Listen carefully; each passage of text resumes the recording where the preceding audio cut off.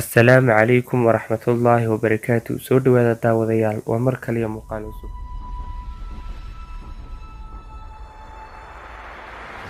Macnaheeda hamoodin inaad gudoontay aqoonsiga guul darada, inkastoo aadamuhu ka siman yahay jacaylka u qabaan dhadhanka guusha. Haddana way dhib badan tahay u adkaysiga daacadda guul daradu, waana hubaal sirta kala duwanaanshaha ee aadamaha inay tahay midaas.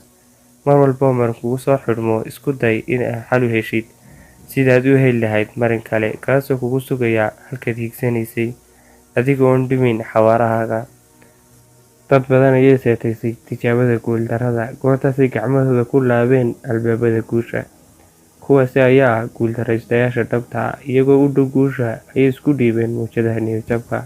Markaasay wajaheen guul darada dhabta ah. Muhiim ma aha inaad guusha ratid, laakiin waxaa muhiim ah inaad isku daydo cagtana saarto waddada guusha, dadaalkeedana la timaado. Mana aha intaad kugu gudooman adiga fiiro gaara kugu haya, sharafna waxaa kugu filan inaad aqoonsato caqabadaha guusha.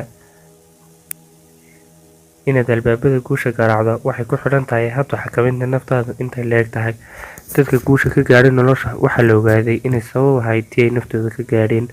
Assalaamu calaykum waraxmatullaahi wabarakaatuh.